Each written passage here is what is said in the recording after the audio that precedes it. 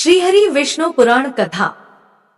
माताओं और बहनों, विष्णु पुराण में आपका स्वागत है। अगर जो आप जीवन से परेशान हैं, तो परेशान नहीं होना है, क्योंकि हम आपके लिए लेकर आए हैं एक विष्णु पुराण दिव्य कथा। आपके जीवन में धन वर्षा होगी, आपके जीवन में सुख और शांति, दरिद्र सब दूर हो जाएगा। लेकिन मेरे प्यारे भक्तों, हम दिव्य कथा सुनने से पहले एक दिल से गुजारिश है कि हमारे चमत्कारी चैनल को सब्सक्राइब कर लेना और वीडियो को लाइक कर देना। कमेंट में जय श्री हरि जरूर लिख देना। तो चलिए कथा प्रारंभ करते हैं। प्रारंभ। सृष्टि के आदि काल में जब जल ही जल व्याप्त था, नभ और भूमि का कोई भेद नहीं था, तब उस अथाह जल में अनंत शयन भगवान विष्णु योग निद्रा में विश्राम कर रहे थे। उनके नाभि से एक अद्भुत कमल उत्पन्न हुआ और उसी कमल के भीतर ब्रह्मा जी प्रकट हुए। यही आरंभ था सृष्टि का, यही आरंभ था विष्णु पुराण का। ब्रह्मा ने जब चारों दिशाओं में दृष्टि डाली, तब उन्होंने उस जलसागर में विराजमान प्रभु विष्णु को देखा। ब्रह्मा ने हाथ जोड़कर कहा, प्रभु आप कौन हैं, जिन्होंने मुझे इस कमल पर उत्पन्न किया? मैं किस उद्देश्य से बना हूं? तब विष्णु भगवान बोले, हे ब्राह्मण, मैं वही परम कारण हूं जिससे यह संपूर्ण जगत उत्पन्न हुआ है। तुम मेरे द्वारा रचित शक्ति से सृष्टि का विस्तार करोगे। यह सुनकर ब्रह्मा ने प्रणाम किया और विष्णु जी की आज्ञा से सृष्टि रचना प्रारंभ की। उन्होंने मनुपुत्र, देवता, असुर, ऋषि, यक्ष, गंधर्व, किन्नर और अनेक लोकों की रचना की।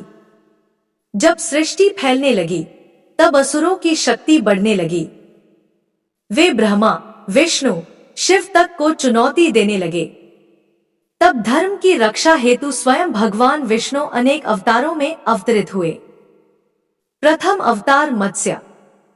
एक समय ऐसा आया जब ब्रह्मा जी की रात्रि में हयग्रीव नामक असुर ने वेदों का हरण कर लिया। तब भगवान विष्णु ने मत्स्य, मछली का रूप धारण किया और सागर में जाकर उस असुर का वध किया। उन्होंने वेदों को सुरक्षित लाकर ब्रह्मा जी को सौंपा। यही मत्स्यावतार की कथा कहलाती है। इसी अवतार में उन्होंने राजा सत्यव्रत की नौका को प्रलयकालीन सागर में सुरक्षित पार लगाया। द्वितीय अवतार कूर्म। जब देवताओं और असुरों ने समुद्र मंथन आरंभ किया, तो मंदराचल पर्वत मथनी बना और वासुकी नाग ने रस्सी का कार्य किया।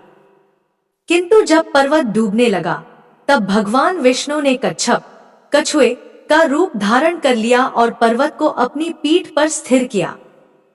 उस मंथन से 14 रत्न निकले, लक्ष्मी, चंद्रमा, विष, अप्सराएं, धन्वंतरी, पारिजात आदि।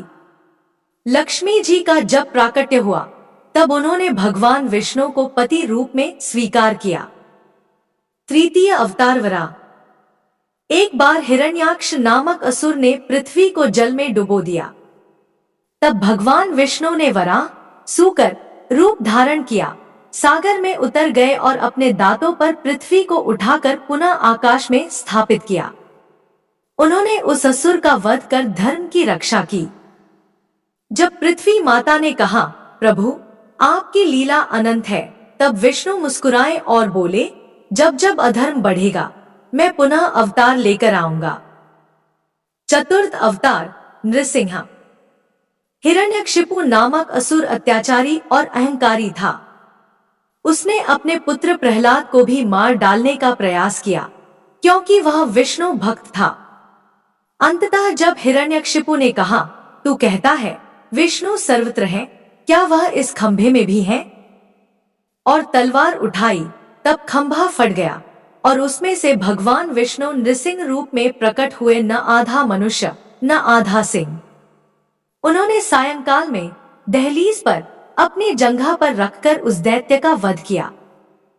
प्रहलाद ने सिर झुकाया और कहा, प्रभु आपका धन्यवाद, आपने धर्म की रक्षा की। पंचम अवतार वामन। राजा बलि अत्यंत दानी और पराक्रमी था, लेकिन अहंकार से भर गया था। तब भगवान विष्णु ने वामन, बौने ब्राह्मण के रूप में जन्म लिया और बलि के यज्ञ में पहुंचे। वामन ने 3 पग भूमि मांगी। बलि ने हंसकर कहा, लो ब्राह्मण, जितनी भूमि चाहिए ले लो।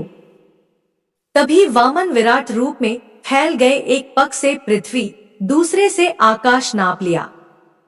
तीसरा पग रखने को जब स्थान न मिला, तब बलि ने अपना सिर आगे कर दिया। विष्णु ने चरण रख दिया और बलि को पाताल का स्वामी बना दिया। षष्ठ अवतार परशुराम।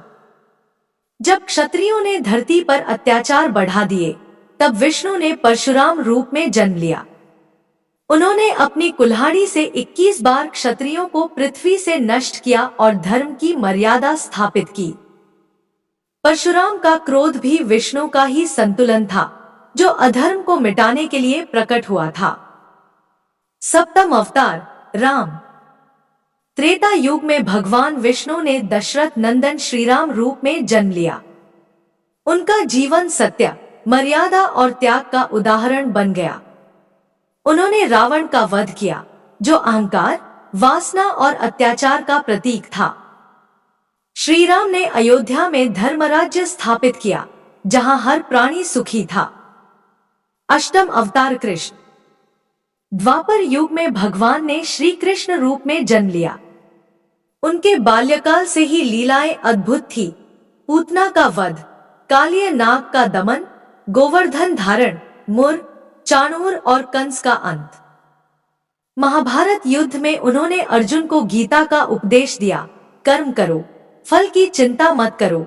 श्री कृष्ण की लीला ने भक्ति को प्रेम का रूप दिया। वे प्रेममय भगवान बन गए, जिन्होंने गोपियों को आत्मा का परम सत्य समझाया। नवम अवतार बुद्ध। कलयुग के आरंभ में जब यज्ञों में हिंसा बढ़ी, तब भगवान विष्णु बुद्ध रूप में प्रकट हुए। उन्होंने करुणा, अहिंसा और शांति का संदेश दिया। उन्होंने कहा, सत्य ज्ञान वही है जो आत्मा को शुद्ध करे। अंतिम अवतार कल्कि। विष्णु पुराण में कहा गया है कि कलयुग के अंत में भगवान विष्णु कल्कि रूप में प्रकट होंगे। एक श्वेत अश्व पर आरूढ़ होकर हाथ में तलवार लिए अधर्म का नाश करेंगे और सतयुग की पुनः स्थापना करेंगे। विष्णु पुराण का गूढ़ रहस्य यह है कि सृष्टि का प्रत्येक क्षण विष्णु से ही संचालित होता है।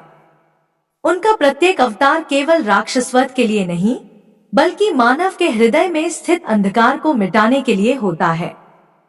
अब कथा का एक और प्रसंग, लक्ष्मी और विष्णु का संवाद।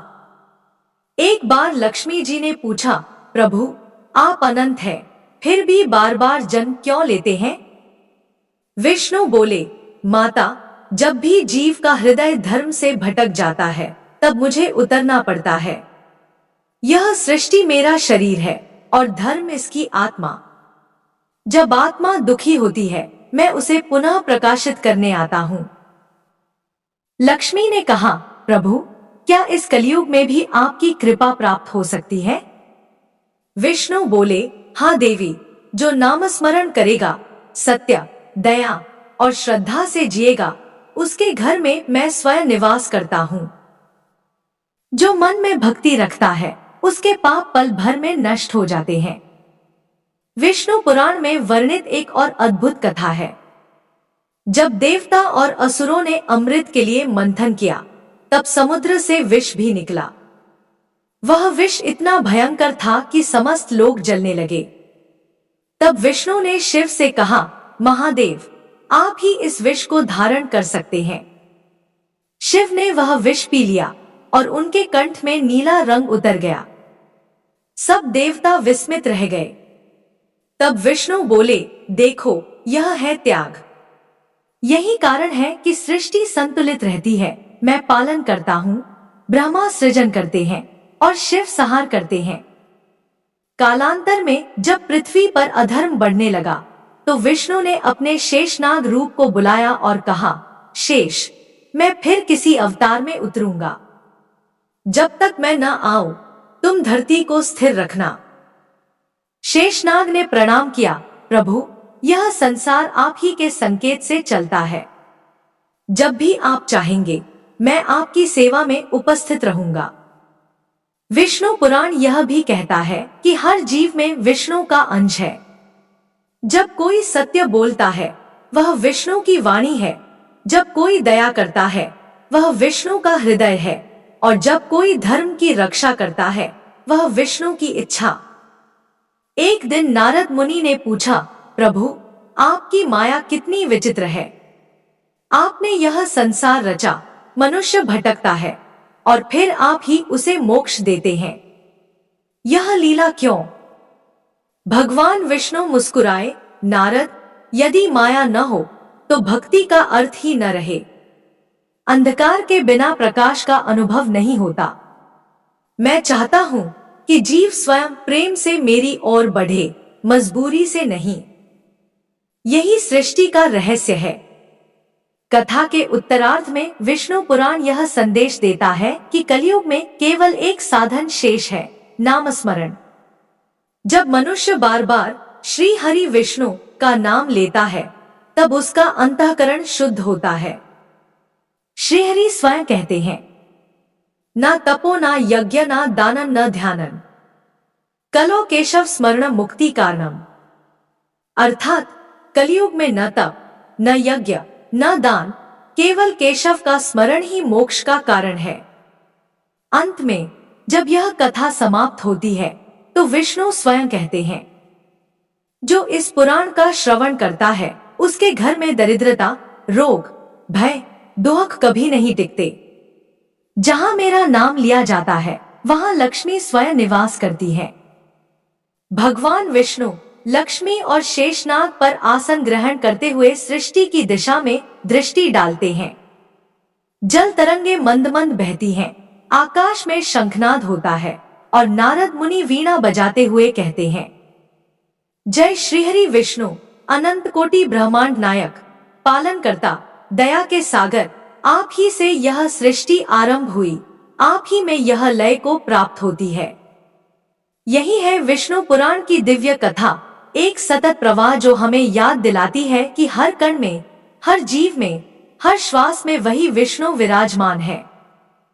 जब मन में भक्ति का दीप जलता है तो सारा जगत आलोकित हो उठता है और वहां केवल एक ही सत्य शेष रहता है। नमो भगवते वासुदेवाय।